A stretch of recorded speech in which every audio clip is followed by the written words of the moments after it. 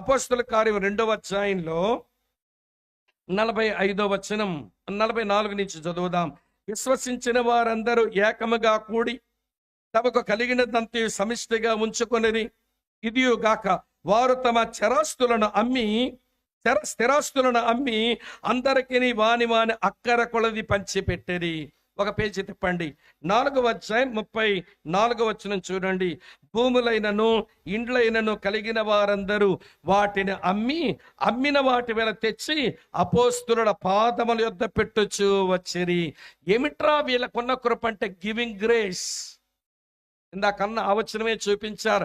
ఇవ్వడం అనేది అందరికీ రాదండి, కృపను అనుభవించిన వాడే ఇవ్వగలుగుతాడు. 2 కొరింథీ పత్రిక 8వ అధ్యాయంలో ఇవ్వడం అనేది కృప అన్నాడు పౌలు భక్తుడు. మాసిదోనియాలో ఉన్న సంఘాలకు ఈ కృప చాలా బాగుంది. వాళ్ళు ఇవ్వడంలో అన్ని సంఘాలకు మించిన వారు. అటు ఫిలిప్పీ సంఘం కానివ్వండి, ఇటు తెస్సలోనిక సంఘం కానివ్వండి, ఇటు బెరైవారు కానివ్వండి, దేవుని పరిచర్య ఒకరు ఇచ్చే కృప ఉంది. ఇప్పుడు మిమ్మల్ని అడుగుతాను, మనకెంత కృప ఉందో ఇచ్చే కృప? అమ్మా వింటున్నారా మీరంతా? నేను ఒక స్థలంలో ప్రతి సంవత్సరం అక్టోబర్ నెల మీటింగ్లో పోతుంటా. సరే, సేవకుడు వచ్చి, అన్నయ్య ఒక ఆమె వచ్చింది మీతో మాట్లాడతారంట అంది. సరే, నేను వెంటనే బట్టలు వేసుకొని బయటకు వచ్చాను. అమ్మ కూర్చోండి అన్నాను. ఆమె కూర్చునే స్థాయి కనబడ్డంలా. ఆమె పర్వాలేదయ్యా అంటుంది.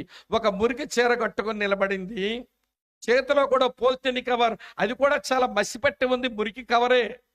ఇవిడేమో బెగ్గరేమో ఏదైనా పైసలు ఇస్తానని వచ్చిందేమో అన్నట్టు అనుకుని, సరేనమ్మా చెప్పండి అమ్మా, ఏంటి మీ పేరేంటి అన్నాను.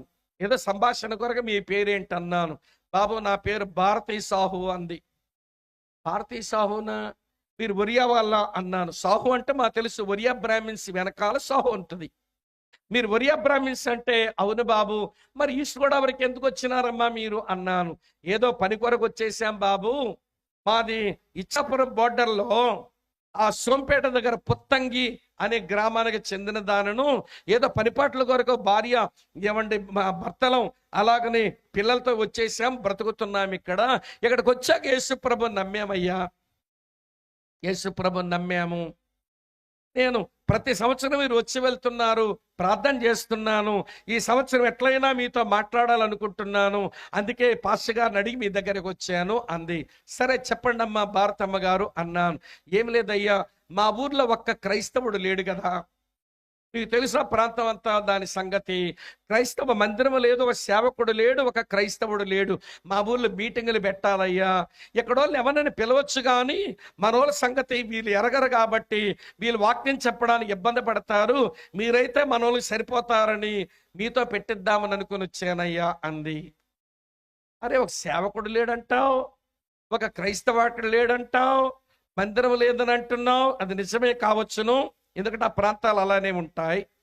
మరి ఎట్లమ్మా, మరి మీటింగ్లు పెట్టాలంటే పైసలు అవుతాయి, మరి ఏర్పాట్లు చేయాలంటే బాబు డబ్బుల గురించి మీరేం ఆలోచించకండి అయ్యా అంది. మరి ఎట్లమ్మా అంటే ఆ డబ్బుల సంగతి నేను చూస్తానంది. నువ్వు చూస్తావా? ఏం చేస్తుంటావన్నాను. తెలుసుకుంటే ఎంత ఆమె సమకూర్చగలదో తెలుసుకుందా. ఏం చేస్తుంటావమ్మా భారతమ్మ అన్నాను. ఏమి లేదయ్యా, ఉదయాన్నే చీకట్ట వెళ్ళిపోతాను, మధ్యాహ్నం 11 గంటల వరకు ఒక 5 ఇళ్ళల్లో పాచి పని చేసుకుంటా, హౌస్ మేడ్గా పాచి పని చేసుకుంటా. వాళ్ళు ఇచ్చినటువంటి జీతం అలాగే ఉంచేనయ్యా. మా ఊర్లో సువార్త ప్రకటించడం కొరకు వాళ్ళింట్లో ఏదో అన్నం పెడతారు, వీళ్ళింట్లో ఏదో కూర ఇస్తారు, వీళ్ళింట్లో ఏదో టిఫిన్ ఇస్తారు. ఇవన్నీ నేను కొంచెం తిని నా భర్త పిల్లలకు కొంచెం ఉంచుకుంటూ తీసుకెళ్తుంటాను. నాకు వచ్చిన జీతం అంతా పోగేశానయ్యా, పట్టుకొచ్చాను అంది. మరి ఇళ్లల్లో ఊడిగం చేసుకునే పని మనిషి ఎంత డబ్బులు తీసుకుని రాగలదు? ఒక 15,000 20,000 అనుకున్నాను నేను. ఏంటమ్మా అని నవ్వుతున్నాను. భారతం ఏమి ఎంత తెచ్చావేంటమ్మా అన్నాను. నేను సరిగానే లెక్క పెట్టానయ్యా, ఇది 87,000 ఉంది, 87,000 ఉంది. ఇది అక్టోబర్ నెల కదా బాబు, ఏప్రిల్ నెలలో మీటింగ్లు పెట్టండి అయ్యా, అప్పుడు 1,00,000 దాటించేస్తానంది. మా ఊర్లో సువార్త ప్రకటించిన 1,00,000 దాటిస్తానంది. నేను ఆ డబ్బులు తీసుకెళ్ళలేనమ్మా, మీ పాస్టర్ గారికి ఇచ్చేసాయి, మీ సంఘానికి నీ భారం చెప్పు, వీరంతా ప్రార్థన చేస్తారు, మీరంతా కలిసి రండి, మీ కొరకు అన్ని ఏర్పాట్లు చేస్తానంటేను మొత్తం సంఘానికి తన భారం చెప్పుకుంది. 2 లక్షల పైనే దాటించింది. 2 బస్సులు కట్టించిందండి. ఎక్కడో ఈస్ట్ గోదావరి నుంచి ఇచ్చాపురం దగ్గర ఉన్న సోంపేట దగ్గర పుత్తంగి గ్రామానికి 2 బస్సులు విశ్వాసులు వచ్చారు, వాళ్ళ సంఘస్థులంతా. అన్ని ఏర్పాట్లు చేశాం, మీటింగ్ పెట్టబడింది. మొదటి రోజు వచ్చారు వ్యతిరేకులు, అవన్నీ పగలగొట్టారు, కుర్చీలు ఎరగొట్టారు, మమ్మల్ని లాగేశారు. ఈలో పోలీసులు వచ్చారు. బాబు స్వామి గారు నిలబడి గబగబా చెప్పేయండి కొన్ని మాటలు, రేపటి నుంచి ఆపేద్దురుగానన్నాడు ఆ పోలీసు ఆయన. సరే అవకాశం దొరికిందిగా, పోలీసులు ఉన్నాను, స్టేజ్ ఎక్కి ఆయన 2 మాటలు చెప్పమన్నాడు. ఇంత డబ్బులు ఖర్చు పెట్టుకొని వచ్చింది, 2 మాటలు చెప్పి ఏమి గచ్చను. నేను 45 నిమిషాల పైగా వాక్యం చెప్పి కిందకి దిగా. వాక్యం విన్నారు గ్రామస్తులైతే. అల్లరి మోకలు ఉన్నాయిగా, ఈ మధ్య అల్లరి మోకలు బాగా తయారు చేసింది భారతదేశంలో. కొన్ని వ్యవస్థలు తయారు చేసిన అల్లరి మోకల్ని, వీళ్ళకి అల్లరి చేయడం, మీటింగ్లు ఆపడం తప్ప ఇంతకంటే బుర్రే లేదు ఈ మనుషులకి. అలా ఉన్నారు, తయారయ్యారు భారతదేశం నిండా. సరే మొత్తానికి అయిపోయాకన్నాను, భారతమ్మ ఏంటి మన మీటింగ్లు ఇట్లా అయిపోయినాయి, మరి ఏం చేద్దామని అంటే, అదేంటి స్వామిబాబు అలాగంటావు, రేపు ఉదయాన్ని ఇంటింటికి తిరిగేస్తా, ఎవరు అగ్గి ముట్టించొద్దు, మీరు వండుకోవద్దు, టిఫిన్కి రండి, మధ్యాహ్న భోజనం రండి, రాత్రి భోజనం రండి అని పిలిచేస్తా. ఈ ఊర్లో పెట్టనివద్దన్నారుగా అల్లరి మొక్కలన్నీ. మాకు ఊరి చివర చిన్న కళ్ళం ఉంది, అక్కడ టెంట్ వేసేద్దాం, బాకాలు పెట్టేద్దాం, సువార్త చెప్పేద్దామంది. అరే మరి లేమెన్, ఆమెకు లేవమెన్, ఆమె సేవకురాలు కాదు, ఆమెకంత పౌరుషం ఉంటే మరి సేవకుడు నాకుండొద్దా? అలాగే చేద్దాములే భారతమ్మని ఇక మేము బయట పెట్టేశాం. బయట పెట్టేస్తే జరిగిందని తెలిసిపోయింది. మా శిరీషమ్మ గారు వచ్చారో లేదో, మా అనకాపల్లి నుంచి ఇక్కడికి వచ్చేసారు. ఆర్యవైశ్య కుటుంబానికి చెందిన అమ్మగారు, వారి యొక్క కుటుంబం అంతా ఇచ్చాపురం బాటలు ఉంటారు. సుమారు ప్రియులకు 150 మంది ఉంటారు ఆ కుటుంబాలు. అందరూ ఆర్యవైశ్యులే ప్రభువుని నమ్మారు. ప్రతి గంగరాజమ్మ గారి పరిచర్యలో ఈ కుటుంబాలను రక్షించబడ్డాయి. అరే స్వామి బ్రదరాలకు ఎట్లా జరిగిందట, పదండ్రా పోదాం కూడికలు, కానీ అన్ని కూడికలు వచ్చేసారండి, కార్లు పుత్తంగి గ్రామానికి. ఇంతమంది జనం వచ్చాక ఊరోళ్ళకేం అర్థం కాల. మొత్తానికి 2 రోజులు 4 పూటలు 4 ప్రసంగాలు చేసేసాం. వింటున్నారా లేదా? అన్ని స్నాక్స్ ఇక్కడే, మధ్యాహ్న భోజనం ఇక్కడే, రాత్రి భోజనం ఇక్కడే. ఆ అల్లరి మోకలు రాలేకపోతే కానీ మిగిలిన వచ్చేసారు. వచ్చాక కూడికలు అయిపోయినాయి. అక్కడ నెల తిరిగిన తర్వాత తీర ప్రాంతానికి కళింగపట్నం అనే ఊరికి వెళ్ళా.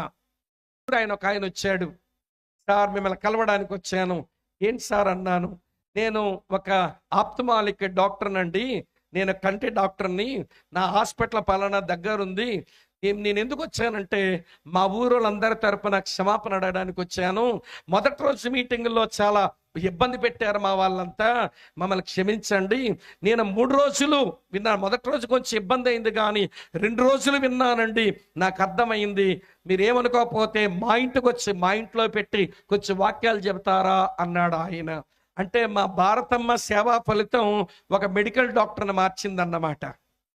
ఇక్కడ ఉన్నారా లేదా మీరు? అటు తర్వాత నేను ఈస్ట్ గోదావరికి వచ్చా. మళ్ళీ భారతమ్మ కనిపించింది.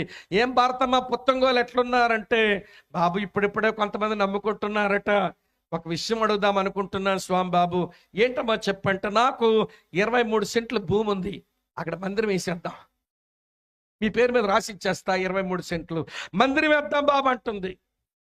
అరే 5 ఏళ్లలో పాచి పని చేసుకుని బతికిన దానివి మా ఊరికి సువార్త ప్రకటించాలి, మా వాళ్ళు కొంతమంది నాశనం కాకూడదు, వాళ్ళంతా పరలోక రాజ్యాన్ని వారసులు అవ్వాలి, మా ఊర్లో మందిరం కట్టాలి, దాని కొరకు ఏం చెయ్యాలో చేస్తానని ముందుకు వస్తుంటే ఒక 10 మనిషికున్న రోషం మనకు లేకపోవడం ఏంటండి?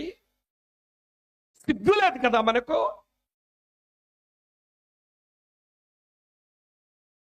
సిగ్గుపడితే మంచిది, లేకపోతే సిగ్గుమాలిన జనులారా అని మిమ్మల్ని పిలవాల్సి వస్తుంది. జపనే పిలిచినట్టుగా. దేవుని కృపను అనుభవించడం అంటే రక్షించే కృపను అనుభవించాలి, ఇచ్చే కృపను కూడా అనుభవించాలి. 2 చెప్పాను.